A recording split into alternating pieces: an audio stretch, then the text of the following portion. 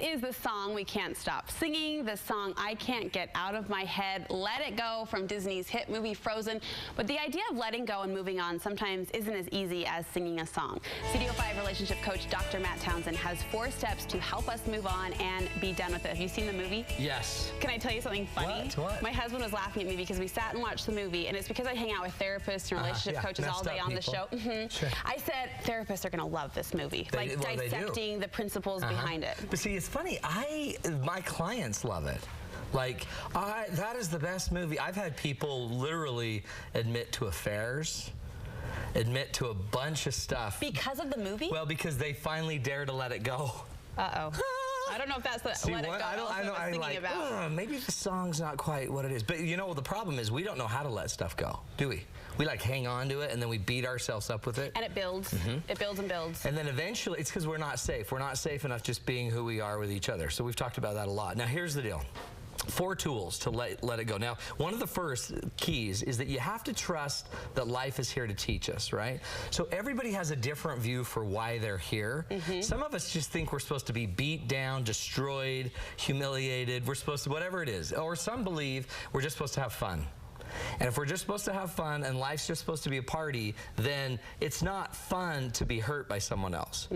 If your belief, though, is that you're here to learn, you're here to grow, you're here to change, you're here to maximize who you are as a human, which we talk about mind, body, spirit. If you're here to learn, then letting it go could be a really great step. It's just the next step. It makes it easier. So if you don't believe, now think about it. Everybody out there should be thinking, how do I view the world? Is it here to teach me, and am I here to learn, or is it here to beat me down and make me feel uncomfortable, or am I here to just have fun? Well, and I have to think, if you believe in a higher being or a higher power or a higher spirit, you have to come to some realization at some point that your life might be custom shaped for you, That's right. And which is powerful, because now it makes every part of your life critical for you, valuable for you. So anybody that's hurt you, that you would want to hold on to so you don't lose that hurt, letting that go is just a chance to learn. It's a chance to see it as another opportunity to get closer to your God, or get learning, or get growing and developing. I like that. First step. Now, what we do as most humans is, when we don't get rid of it, we hang on to it. We usually hang on to it in a story. Everybody has a story about why somebody hurt them, why this happened to them. A lot of the stories are simply because we're stupid. And we dehumanize. One of the keys to kind of ineffective living as a human being is we dehumanize anybody that hurts us. Meaning, we break them into an evil, horrible spawn of Satan instead of somebody that's just a human. The more we review that story in our head, the more it sticks with us. Then the story becomes our problem, and then we tell the story to everyone. And the story becomes real. And the story are the facts of life, when in reality the story is not usually accurate. Most of us don't tell the whole story. Most of us don't even know the whole story. So one of the things I suggest you do is seek the humanizing story. With everybody that has ever hurt you on this earth, ever, there's another story behind it that you don't understand. So instead of demonizing somebody, try to find the human in them. Ask yourself, why would you ever do the same thing to someone else? Why would you ever yell at your children? Which kind of makes you twitch inside. If you're really thinking about someone you're struggling with. I imagine this principle comes up a lot in divorce mediation when you're working with couples who are going through a break. Why do people divorce? Well, because they're evil, horrible people. No, because they're tired, they're exhausted, they're worn out, they didn't have skills, they didn't have tools, and they had hurt each other. So when you start to humanize people, then all of a sudden, and humanize everyone around you, it allows you to be human. And when you can be human, a compassion comes in, and another spirit can come in that you can use to forgive and let go. Sometimes does that take time? I'm thinking about maybe more grievous offenses, right? People that really are hanging on to something serious. I mean, we can joke about the woman in the grocery store who rolled her eyes at us and blah, blah, blah.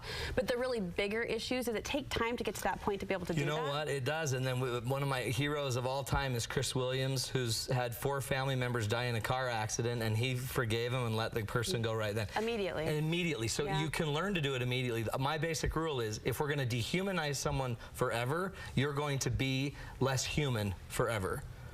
So if you want to feel peace, if you want to feel spirit, our goal would be to do it as soon as we can. And I mean, it takes time to grieve, right? So the third one, though, is it's not just a thought. We were just talking about the thought of somebody. Now you have to actually release energy. We all have negative energy as well. So, for example, have you ever heard of somebody say, oh, I'm so mad at so-and-so, and you're like, well, write her. You need to write her a letter and tell her what you feel. And you're like, oh, I can't write the letter, because if I write the letter, I obviously have to give the letter. But just simply writing a letter to somebody that's offended you helps you heal, because the energy gets out. I have people write letters all the time, and I don't care if they send them. Like, who are they writing to? To an ex that hurt them. So if you had an ex-husband or partner that had an affair, and you never got closure, you can hang on to the energy and the negative thought. By the way, the negative thought of the person will create the negative energy. But you don't have anything to do. What am I supposed to do to move on? I haven't been able to get the energy out of me, and I can't. I guess I just move on. What I would say is write the letter. And I'd write the hardest letter you've ever written, and I'd get all your feelings and all your emotion out until you're crying and sobbing, and get it ugly if you have to. But humanize them if you can. Get it all out in the letter, and then you don't have to send it. It's just energy now. I've had people take a letter by somebody that abused them. They wrote a letter that somebody abused them as a child, and they wrote a letter to that person and got all of their energy out of it. And then I just said, great, now what I want you to do is just let the energy go. Just destroy it. Destroy does that the letter. work most of the time? Well, yeah, except she used a gun to destroy it, and she shot up the paper. But it felt cathartic for her, and she felt, but she honestly could just let it go. So that's why, I mean, it's energy. Now watch, here's another one. What if your spouse has passed away, and you have all this sadness and this hurt and this pain? How do we let that negative energy go? Maybe you bring the kids around and give away all the things that belong to him, and give them to them in loving ways. Maybe you go redecorate your house. You redecorate a room. You take his stuff and give it to the Desert Industries or wherever, and you use the energy to do something that will change it to something more powerful and more positive. A powerful piece of advice, that those negative thoughts become negative energy. So even if you think I'm having a passing thought here or a passing thought there, those build. That's right. Especially if you're dehumanizing another person. Because you can't do that and feel better about yourself. It won't work long term. Last but not least is simply live in the now, love in the now. The reason why we get stuck is because our memories keep us stuck, and our fears of the future keep us stuck. So the only way to get rid and let go, live in the now and love in the now. The more you turn your emotion about yourself and your pain to loving another person today, starts to let go of this stuff. So if you'll get your life in the now, in the today, quit thinking about yesterday, quit worrying about tomorrow, and love somebody today. The minute you do that, you again become who you really are, and when you become who you really are, it gives you the power to let go of who you don't want to be anymore. Beautiful. Boom. Beautiful stuff, Matt. See? Thank you. It's that simple. If someone feels in a rut, couples especially, you are offering a free relationship assessment with one of your coaches. Yeah, so remember, we do these really cool classes. We've been doing them for 12 years. They're super awesome. And coming up on the 15th, we're starting a brand new one. And if anybody's out there as a couple, we'll give you a free assessment. You come in, about a 50-point assessment, and then we sit down with you and do a free consult, and we evaluate you, and then you can start the class on the 15th.